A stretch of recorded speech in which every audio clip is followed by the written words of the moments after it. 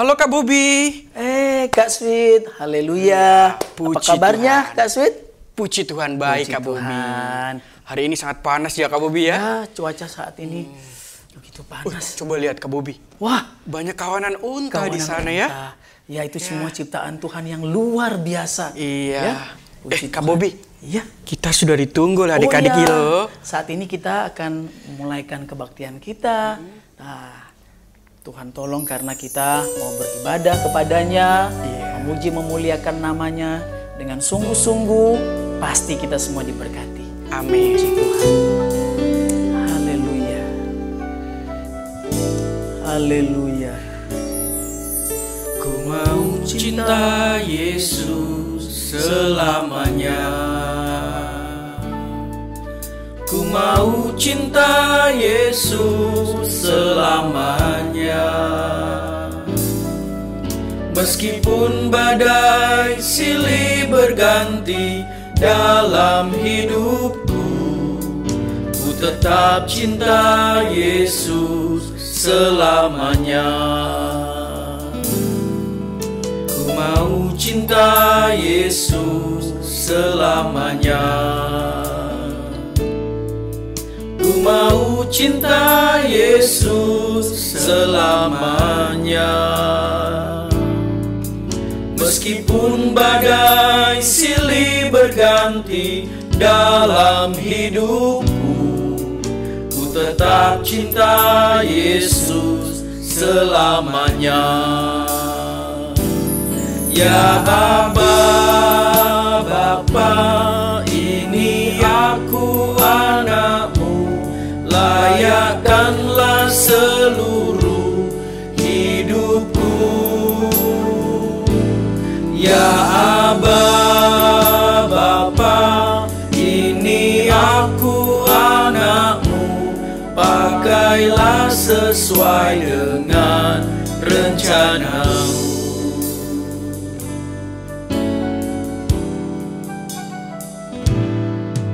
Ku mau cinta Yesus selamanya.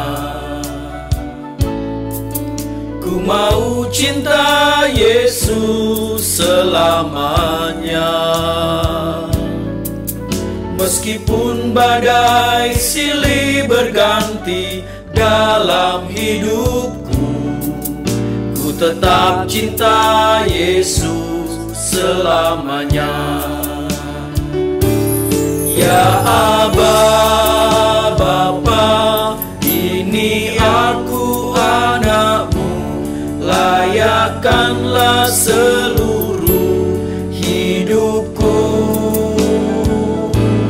Ya Aba, Bapa, ini aku anakmu, pakailah sesuai dengan rencanamu. Ya Aba, Bapa, ini aku anakmu, layakkanlah seluruh hidupku.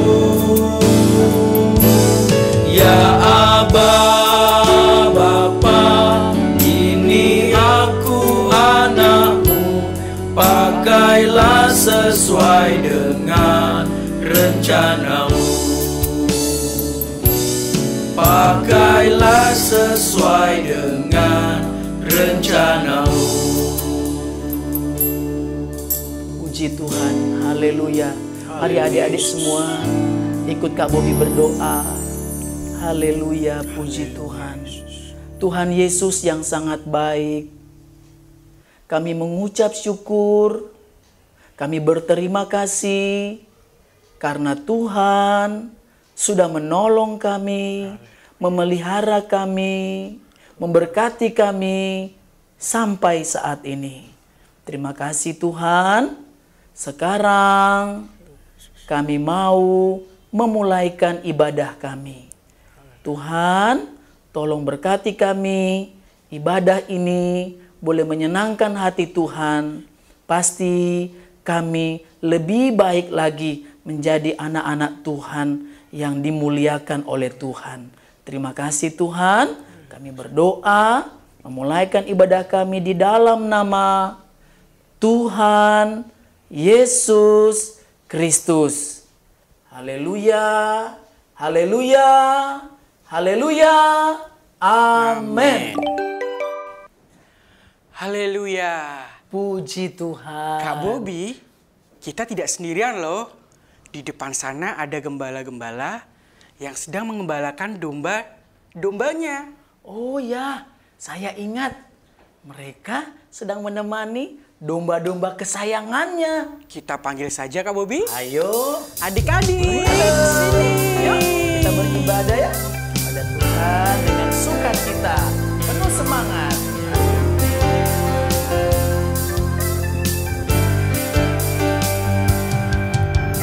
Yesus, idolaku. Yesus, idolaku. Yesus, idolaku selamanya. Yesus, idolaku. Yesus, idolaku. Yesus, idolaku selamanya. Orang buta dapat melihat, yang lumpuh berjalan.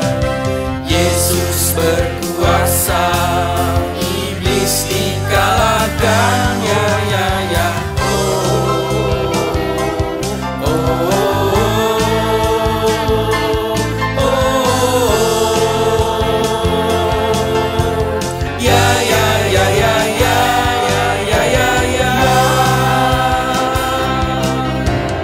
Yesus, idolaku. Yesus, idolaku. Yesus, idolaku selamanya. Yesus, idolaku. Yesus, idolaku. Yesus, idolaku selamanya. Orang buta dapat melihat, yang lumpuh berjalan.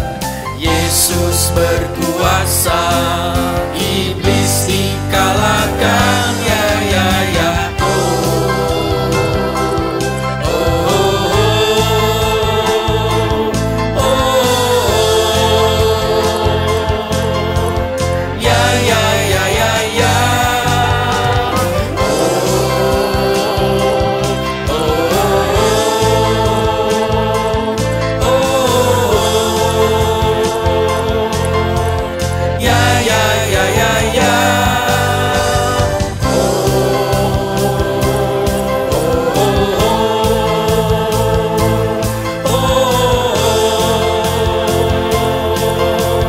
Ya, ya, ya, ya, ya, ya, ya, ya, ya.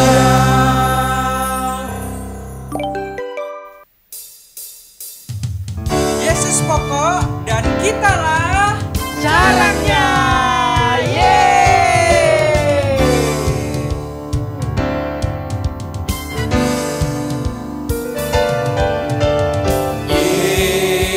Yesus pokok, kita caranya, tinggallah di dalamnya. Oh, tinggallah di dalamnya.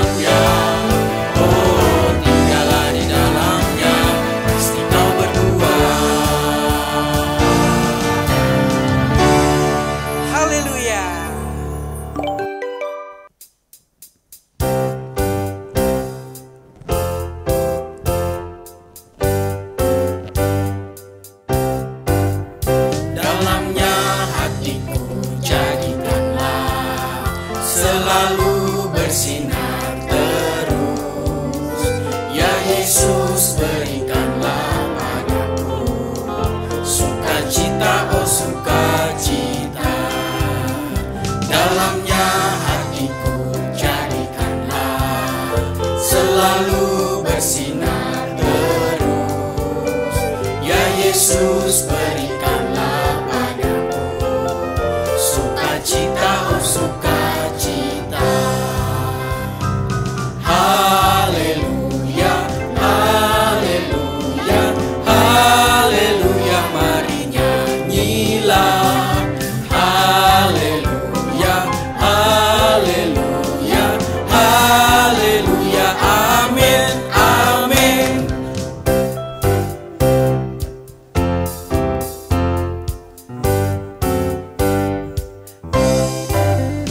Dalamnya hatiku jadikanlah selalu bersinar terus. Ya Yesus, berikanlah padaku sukacita, oh sukacita. Dalamnya hatiku jadikanlah selalu bersinar terus. Ya Yesus, berikanlah padaku sukacita, oh sukacita. Haleluya, haleluya, haleluya, mari nyanyilah. Haleluya, haleluya, haleluya, amin, amin. Haleluya, haleluya, haleluya, mari nyanyilah. Haleluya, haleluya, haleluya, amin, amin. Haleluya, haleluya, haleluya, mari nyanyilah. Haleluya, haleluya, haleluya, amin, amin.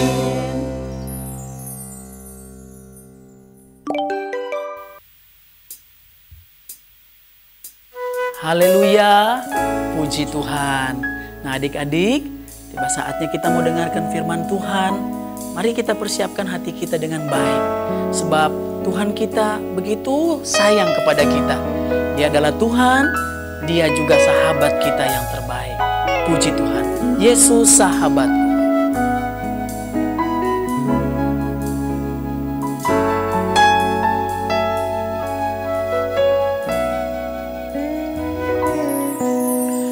Yesus sahabatku,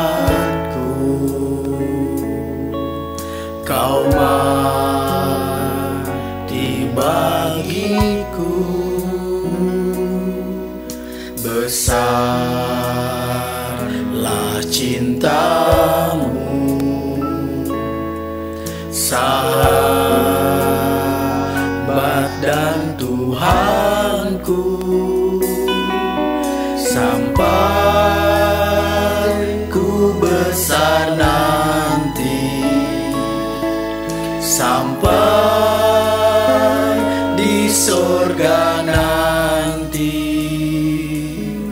ku kan ingat selalu Yesus sahabatku dan Tuhanku.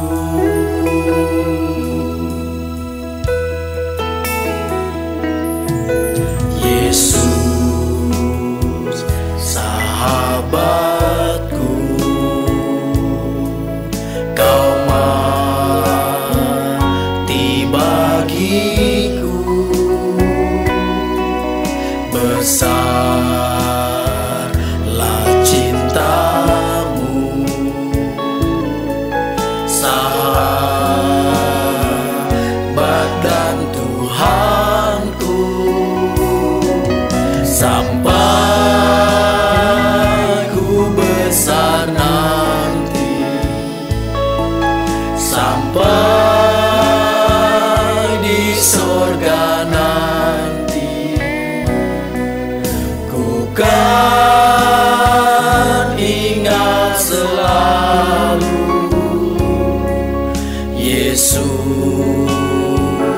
sahabatku dan Tuhanku.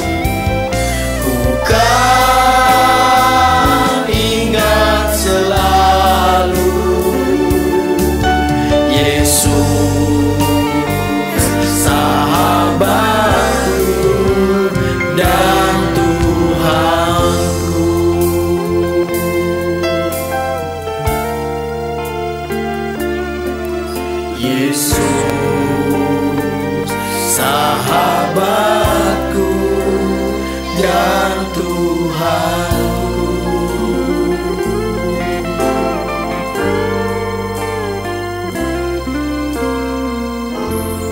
Haleluya, haleluya. Mari adik-adik yang ada di rumah, kita berdoa. Tuhan Allah Bapa kami yang bertata dalam kerajaan surga, kami mengucap syukur Tuhan, kami berterima kasih atas anugerah-Mu, atas penyertaan-Mu dalam kehidupan kami. Kami sudah memuji-Mu Tuhan, kami sudah menari bagi-Mu Tuhan. Tiba saatnya kami mendengarkan kebenaran firman-Mu, Engkau urapi kakak-kakak kami yang akan menyampaikan kebenaran firman-Mu. Biarlah Roh Kudus-Mu ada dalam kakak kami, sehingga apa yang keluar dari mulut kakak kami ini berasal daripada Engkau. Urapi Tuhan, kami juga anak-anak-Mu Tuhan Yesus. Terima kasih Roh Kudus, terima kasih Yesus. Kami siap mendengarkan kebenaran firman-Mu. Hanya di dalam nama Tuhan Yesus Kristus. Haleluya, amin. Haleluya, puji Tuhan. Senang kembali berjumpa dengan kelas dewasa. Hari ini masih dalam ibadah sekolah minggu online kita. Meskipun kita berpisah di tempat yang berbeda, tetapi kita tetap ada di dalam Tuhan dan tetap beribadah kepada Tuhan untuk tetap mengalami persekutuan dengan Tuhan dan mengalami karya Tuhan dalam hidup kita. Senang kembali bisa berjumpa dan kali ini kita akan mendengarkan kebenaran firman Allah yang akan sama-sama kita lihat membahas tentang topik kekuatan sebuah kesaksian. Bicara sebuah kesaksian, ini seringkali kita dengar, apalagi dengan kata saksi. Saksi artinya orang yang mengalami sebuah peristiwa lalu bisa menceritakan. Tapi bicara tentang kesaksian, itu berarti isi berita yang disampaikan. Tentu berita yang dapat dipertanggungjawabkan secara fakta karena berisi kebenaran. Kesaksian ini adalah tugas yang dibebankan bagi setiap anak Tuhan atau orang yang percaya kepada Tuhan karena mengalami pengalaman-pengalaman di dalam Tuhan yang ketika diceritakan dapat menguatkan, dapat membuat orang sadar, dapat membuat orang kembali kepada Tuhan, bahkan orang percaya kepada Tuhan. Ini adalah sebuah panggilan dalam hidup kita anak Tuhan. Bicara tentang sebuah panggilan, ini merupakan kewajiban bagi kita. Nah, bagaimana kita kemudian bersaksi dengan cara yang benar, menyaksikan tentang Allah di dalam hidup kita, itu melalui beberapa tahapan atau proses. Kekuatan sebuah kesaksian ini bicara dari pengalaman hidup seseorang bersama dengan Tuhan. Dan proses ini dapat kita lihat dalam 3 hal. Sebagaimana yang kita lihat dan dapati di dalam kehidupan seorang tokoh, yaitu Yohanes Pembaptis. Hal yang pertama yang kemudian kita lihat adalah pengenalan dirinya di hadapan Tuhan. Sama-sama kemudian kita tahu bahwa kisah ini dituliskan di dalam Alkitab. Di dalam Yohanes pasal yang pertama, ayat yang ke-6 sampai ayat yang ke-8.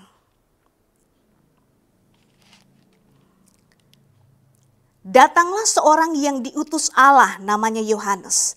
Ia datang sebagai saksi untuk memberi kesaksian tentang terang itu, supaya oleh dia semua orang menjadi percaya. Ia bukan terang itu, tetapi ia harus memberi kesaksian tentang terang itu. Terang yang sesungguhnya yang menerangi setiap orang sedang datang ke dalam dunia.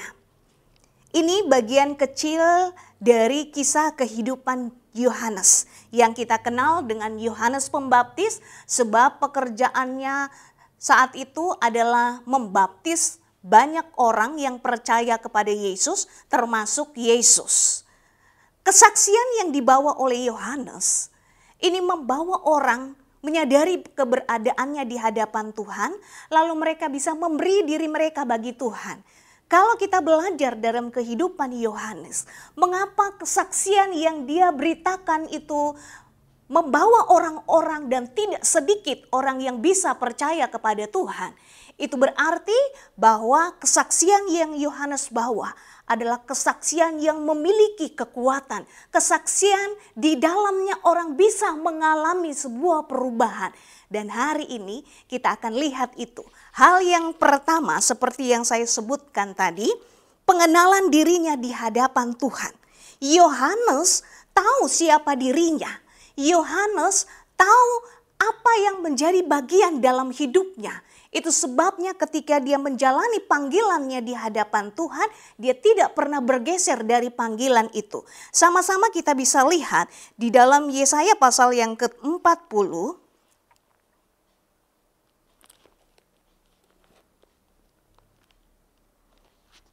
Yesaya pasal yang ke-40 ayat yang ke-3 sampai ayat yang ke-5.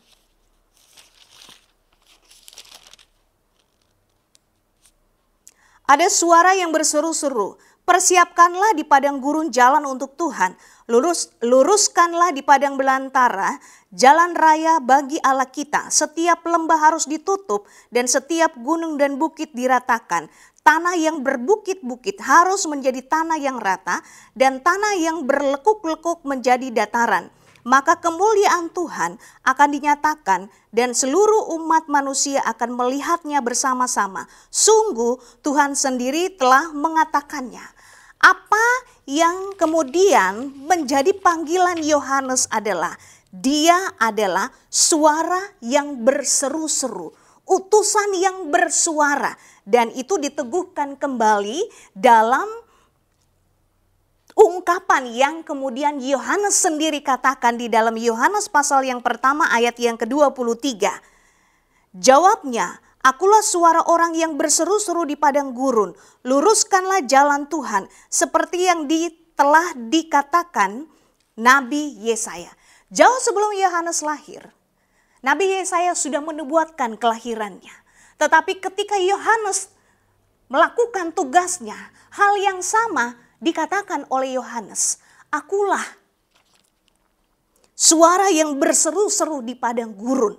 Kalau kemudian kita samakan kedua ayat ini, maka kita akan temukan bahwa Yohanes adalah utusan yang bersuara, yang berseru-seru.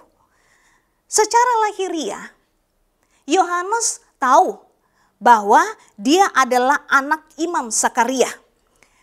Dia disebut sebagai guru dan penginjil yang saat itu terkenal di provinsi Yudea karena dia melakukan pelayanan, dan ini terjadi pada abad yang pertama Masehi. Dia anak seorang imam. Dia dapat melakukan banyak hal yang luar biasa. Dia dipercaya oleh banyak orang, tetapi dia tetap tahu apa yang menjadi bagian hidupnya, panggilannya, karena pengenalan dirinya di hadapan Tuhan. Dia adalah utusan. Kalau bicara utusan, itu berarti seseorang yang dipercaya mewakili si pengutus. Dalam hal ini, Yohanes diutus oleh Tuhan untuk menyampaikan berita pertobatan. Dan fokus ini tetap dijalani oleh Yohanes, sekalipun ada banyak kesempatan bagi dia untuk memperkenalkan dirinya yang lain. Tetapi Yohanes tetap konsisten. Dia berkata, akulah suara yang berseru-seru, seperti pada ribuan tahun sebelumnya Yesaya nubuatkan atas dirinya.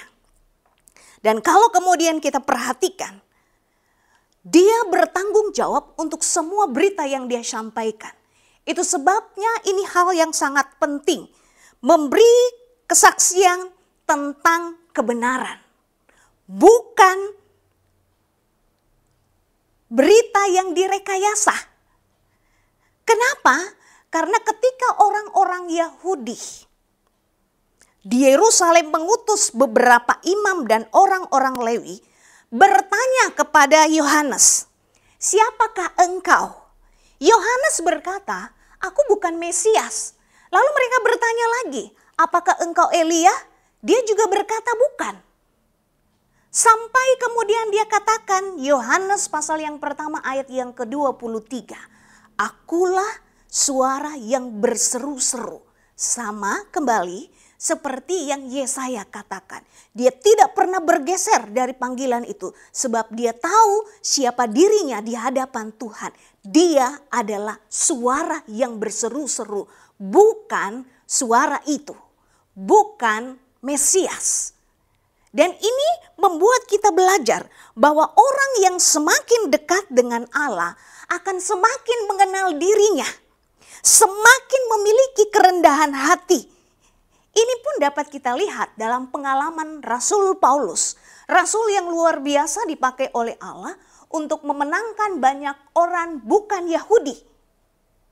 Banyak mujizat yang ia lakukan, juga banyak penderitaan yang dia alami. Banyak orang yang percaya kepada dia. Tapi perkataan Paulus dalam 1 Timotius pasal yang pertama ayat yang ke-16.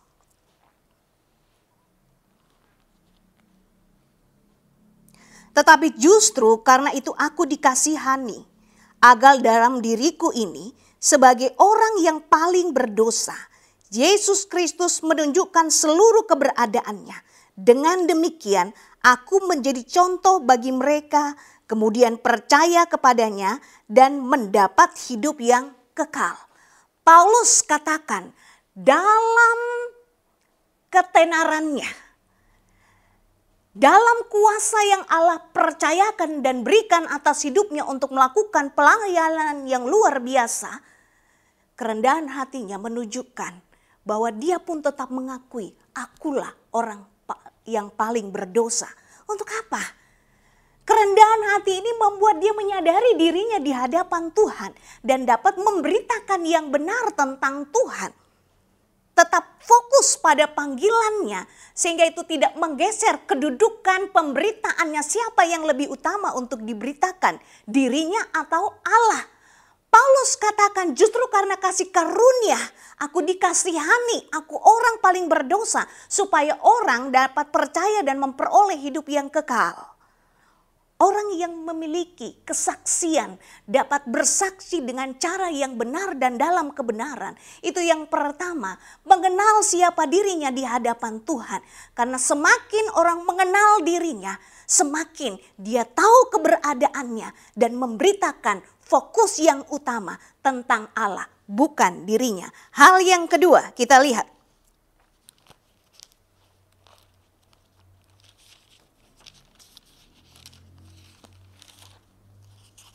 Di dalam Lukas pasal yang pertama,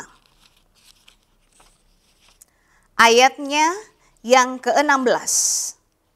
Ia akan membuat banyak orang Israel berbalik kepada Tuhan Allah mereka. Sebab apa? Sebelum ayat yang ke-16, ayat yang ke-15 di sana berkata, sebab ia akan besar di hadapan Tuhan dan ia tidak akan minum anggur atau minum keras dan ia akan penuh dengan Roh Kudus mulai dari rahim ibunya.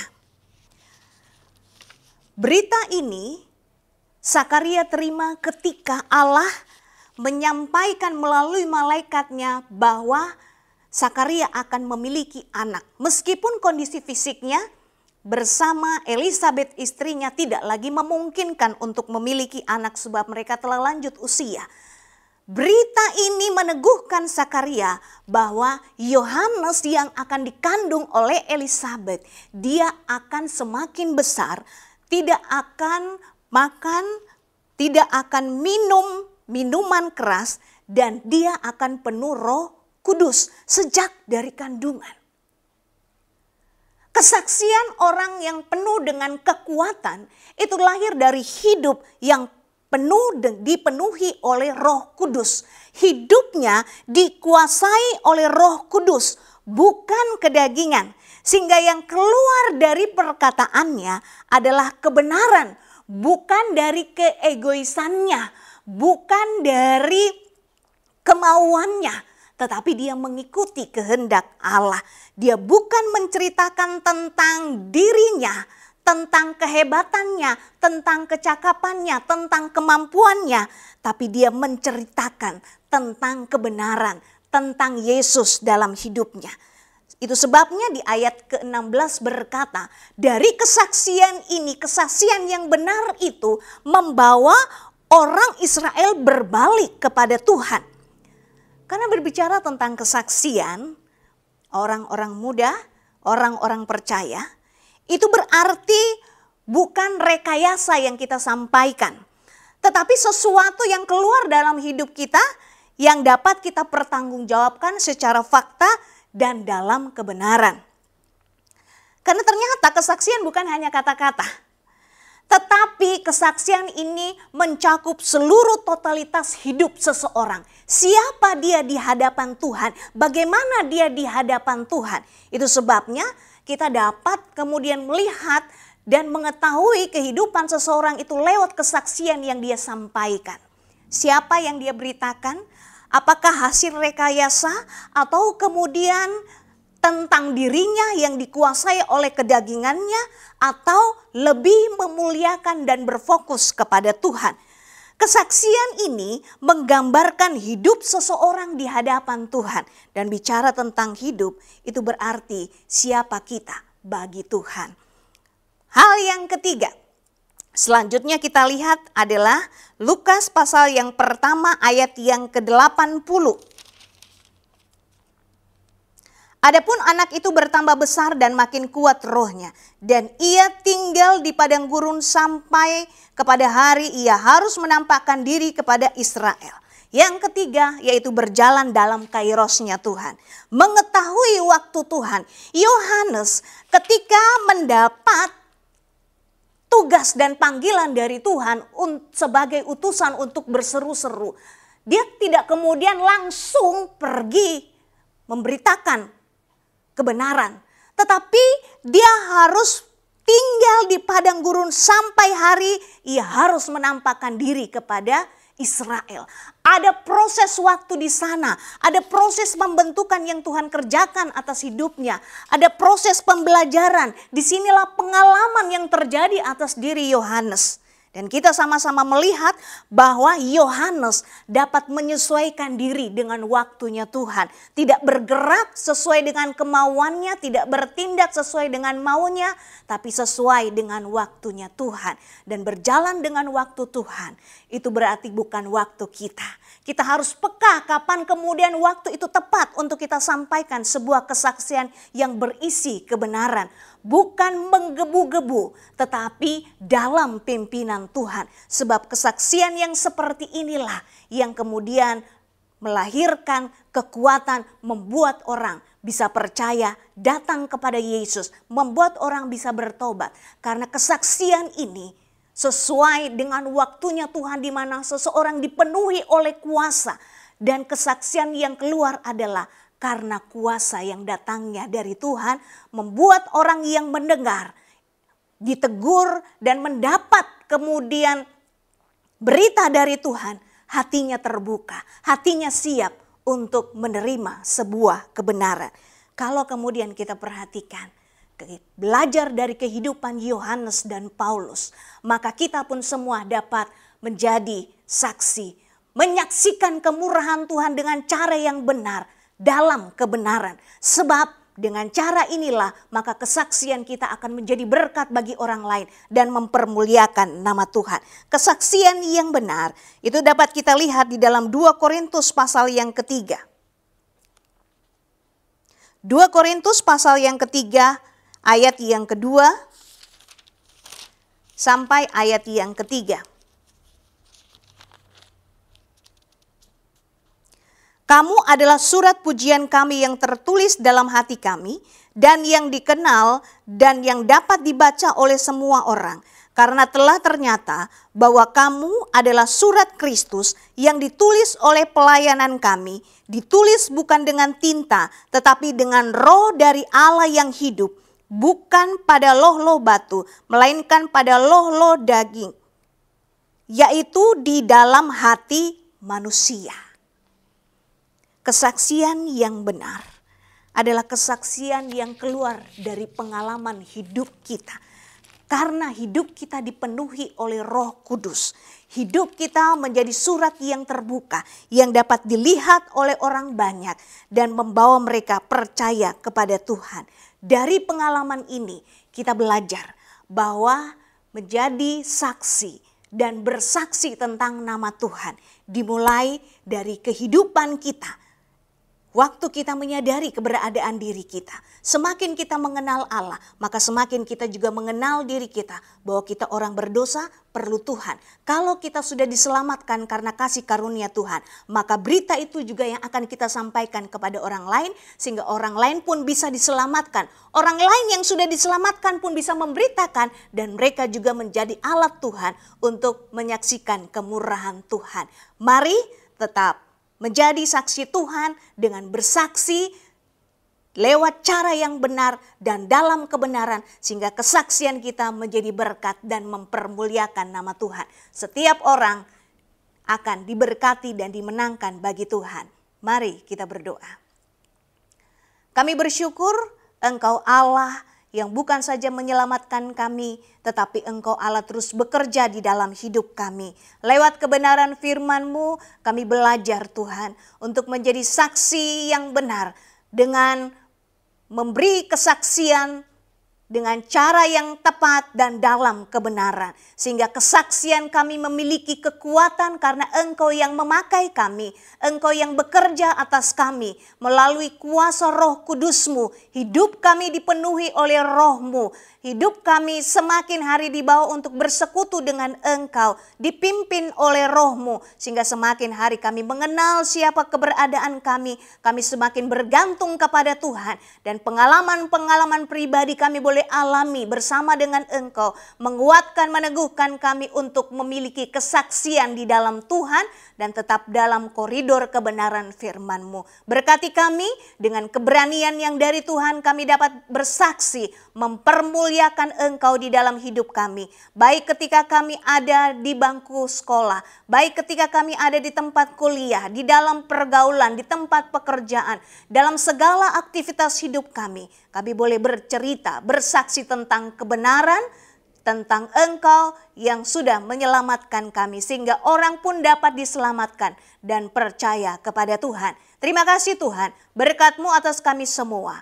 Kami bersyukur di dalam nama Tuhan Yesus Kristus. Haleluya. Amin.